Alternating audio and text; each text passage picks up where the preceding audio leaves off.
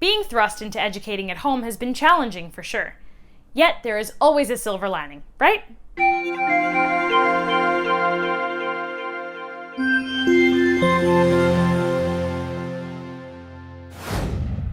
Hello, I'm Samantha from Learning Success, and we want to help spread some positive change. So to do that, we've gathered stories from people who have noticed unexpected positive changes.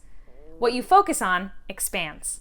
So, we want to help you notice some positive changes that might be happening, and maybe focus on those a little bit more, helping you make life a little bit better for you and for your child. In today's video, we have Seema Thomas. Seema Thomas is an adjunct professor at the University of the District of Columbia, her father's alma mater. Let's see what positive change Seema has noticed. We didn't plan to educate at home this year, but we tried to turn it into a special opportunity, a unique time for a family to connect further and find different ways to develop our little toddler who's turning 3 this weekend. Come on in.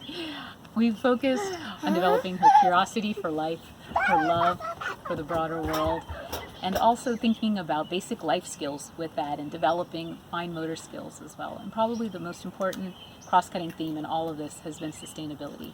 For us, we've been thinking about sustainability in an urban context.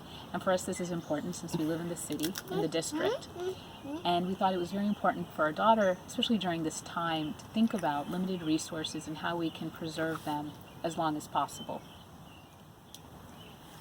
As an example, we've started growing things, thinking about agriculture at home, one could say. And we've started growing patches of mint, taking scraps from onions,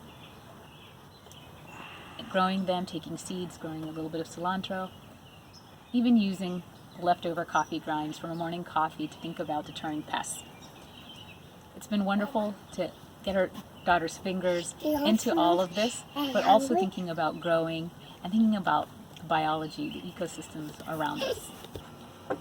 The most important part is finding creative ways to think about teaching our daughter about urban ag. And to do this, we've been talking about leftovers and scraps and what we can do with it, but also thinking about how weeds could actually be used in our everyday life. And maybe there are ways that we can take what people would needlessly throw away or discard and incorporate it into our daily routines. We've been making mint-based products, from mint-based yogurt to other things for her to enjoy.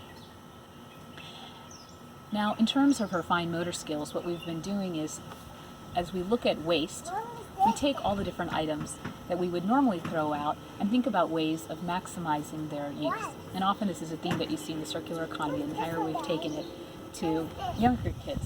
So I've brought 2 examples here for fun. One of them is using popsicle sticks. And this has been exciting to build with my daughter and some glue. And we've built this, and it's actually a cell phone stand. You can use it if you're Instagramming or whatever activity that you're doing.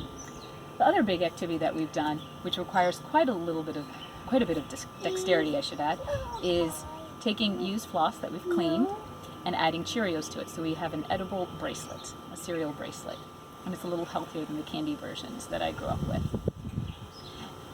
Those have been just examples of some activities that we've been able to use where we've been able to develop some of her skills with her hands, but also thinking about sustainability and being green. Another important part of educating at home is trying to instill a deep sense of curiosity and wonder. And with that, we've been more connected to nature now, especially that we're home and we're not taking long commutes and going in a rush to other places. So we've spent time gathering things around the home, from rocks to seeds and other things that may have fallen, even the acorn, and looking at it, analyzing it, drawing it, pressing it, and all the different things that you can do with nature. Since we're also at home, we've also used this opportunity to pay attention to nature in many ways that people before us, like Rachel Carson, have done, listening to the birds, hearing them. And with that, we also have created somewhat of a do-it-yourself binocular set. This actually came from Home Depot specifically to look at the birds and observe what's around us. And that's been a big part of thinking about our different senses and how we engage with the world. We're still always looking for inspiring ways to continue learning at home, but these are just some examples that we've used over the past few months and hope to continue using and to continue developing our own toolbox and kit as we try to make and develop our future. Thank you, Seema. Activating and boosting our kids' gift, for example, handicrafts, is another goal while in quarantine. Great idea, Seema! If you enjoyed this video, please make sure to share it on social media. Use the hashtag #ExpandThePositive, and remember, you've got this. The fact that you are here watching this video means you're an amazing parent, and that's a wonderful thing to be.